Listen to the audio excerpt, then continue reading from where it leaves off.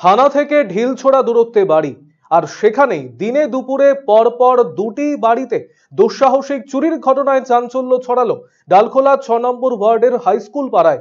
জানা গিয়েছে এলাকায় থাকা দুটো বাড়িতে কেউ না থাকায় সেই সুযোগকে কাজে লাগায় চোরের দল। চোরেরা বাড়ির ভেতরে ঢুকে টাকা গয়না সহ বিভিন্ন জিনিসপত্র নিয়ে চম্পট দেয়। এরপর বাড়িতে এসে তারা দেখতে পান ঘরের তালা ভাঙা, পাশাপাশি সমস্ত কিছু লণ্ডভণ্ড অবস্থায় পড়ে রয়েছে। পুরো বিষয়টি খতিয়ে দেখে গোটা ঘটনার তদন্ত শুরু করেছে ডালখোলা থানার পুলিশ। বাড়িতে কেউ নাই। কালকে সবাই গেছে, তো কালকে বাড়িতেই ছিলাম।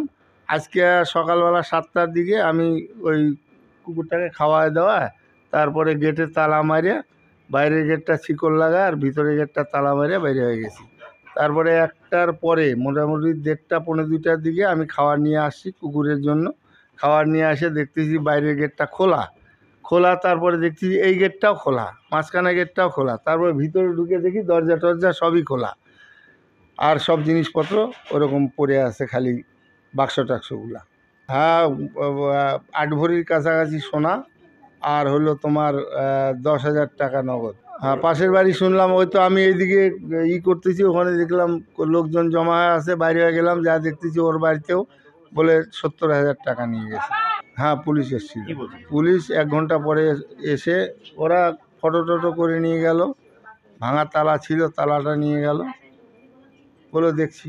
আরে আমরা তো থাকি 2 জন দোকানি। বেলা 1টা-1:30টার সময় খাবার খেতে বাড়িতে এসে দেখে বাড়ির 3টা রুমের মধ্যে 3টা তালাই ভাঙছে, লকারের তালাও ভাঙছে। আমি বন্ধন থেকে লোন উঠাইছিলাম, 70,000 টাকা রাখছিলাম বাড়িতে নিয়ে এসে, সেই টাকাও নিচ্ছে লকার ভেঙে। তারপরে 5 ভরি চাঁদি ছিল, সেটাও নিচ্ছে। আবার ওই যেই ছিল 100 ভরি মতন সোনা ছিল, ওটাও নিচ্ছে। আর কি জিনিসপত্র নিচ্ছে ওগুলা দেখা দেখি আর আমি করি নাই, কিন্তু আমার সবচেয়ে বড় মূল্যবান জিনিস নিয়ে নিচ্ছে, টাকা পয়সা সোনা ছিল এইগুলা।